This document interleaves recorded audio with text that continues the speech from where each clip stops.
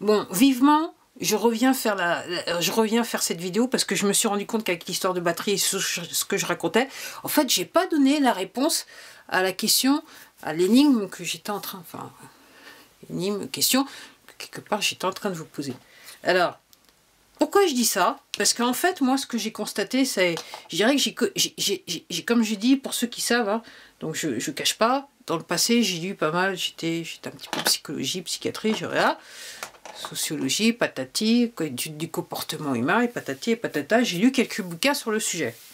Et la réponse, et c'est pour ça que je vous ai expliqué l'histoire, donc je refais. En fait, dimanche, je suis sortie, ok, et effectivement, je me suis baladée, patati, patata, patata, et il y a une ferme éducative, et dans cette ferme éducative, voilà, je suis allée, il faisait beau, il y avait du monde, il y avait beaucoup de monde, des parents avec les enfants, et sur cette ferme, il y a des moutons, il y a des ânes, il y a des poules, il y a des canards, et donc les enfants, ils découvrent ce que c'est que les vrais animaux de la ferme. Pas ceux qui se trouvent dans leur assiette seulement. Et je me suis retournée, je regardais, et puis en fait, c'est pas que j'étais intéressée, c'est pas que j'ai été réellement, mais j'ai dû la traverser, cette ferme éducative, et puis à un moment, je tourne la tête, et je vois un groupe d'animaux tout seul.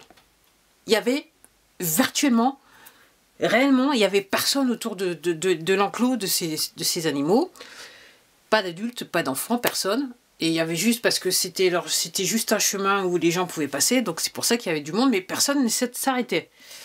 Et alors, quels sont ces animaux? Les moutons. Les moutons. Donc il y avait un tas de monde à côté des autres animaux, mais il n'y avait personne à côté des moutons, qui avaient toujours leur laine, qui ont besoin d'être tondus. Je suppose que ça ne va pas tarder, on va décider de les tondre. Alors ça, c'est ce qu'on appelle, moi, en anglais, ils disent cognitive dissonance. Je ne sais pas si ça dit dissonance cognitive en français, je ne me rappelle plus. Parce que c'est vrai que je lis tous ces bouquins, mais je les lis en anglais, pas en français. Parce que c'est plus facile pour moi à comprendre. Je ne sais pas comment expliquer, mais pour moi, c'est plus facile de comprendre la version anglaise que la version française. Parce qu'en français, il y a tendance à avoir un langage empoulé que les Américains n'ont pas, même sur des sujets très pointus. Donc moi, je préfère lire en version anglaise. Donc, cognitive dissonance. Donc ça équivaut à dire, mon analyse, ça équivaut à dire que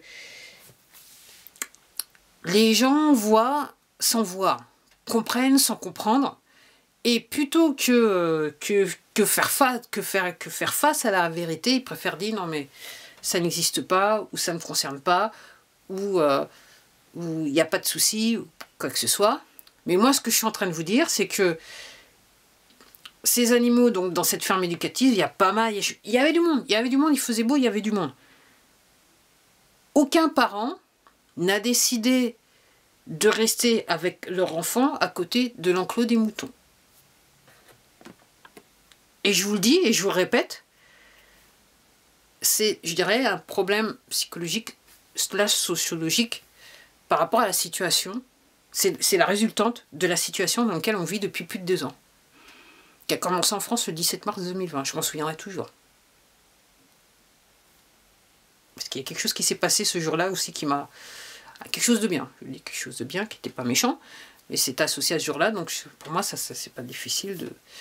Le commencement de la date, ça me posait pas de problème, mais la chose qui est associée à cette date me fait que je peux pas l'oublier. Autrement, je l'aurais oublié. Ouais. Si cette chose ne s'était pas passée, j'aurais probablement oublié la date et j'aurais dû me renseigner avant de faire la vidéo. Donc oui, personne ne voulait rester à côté des moutons. Bé, bé, bé, parce que ça fait bien. Et puis aussi, je vais faire cette vidéo pour dire quelque chose que j'ai constaté donc ce matin. Donc ce matin, je me suis levé tôt, il y avait le soleil, je me suis dit, chouette, il y avait le sommeil qui va. Ah. Quelques heures après, je me suis rendormie. Ah. Quelques heures après, et puis il y avait les nuages. Donc nuages que je maintiens, ce sont des nuages artificiels. Et pourquoi j'insiste pour faire cette vidéo et vous dire ça, mis à part le fait que j'avais oublié j'avais oublié de dire à la fin de la vidéo, de l'autre précédente vidéo, c'est que donc le ciel est couvert et depuis ce matin c'est le périphérique sous ma tête.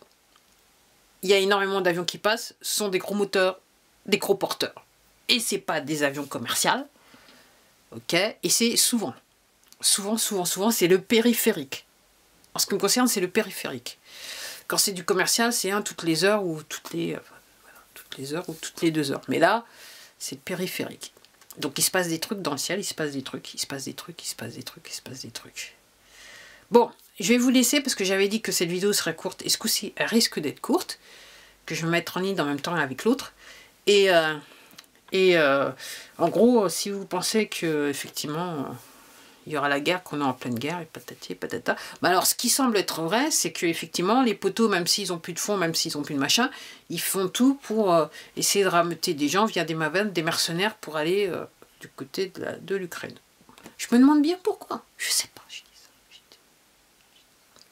Allez, à la prochaine. Au revoir. Bah.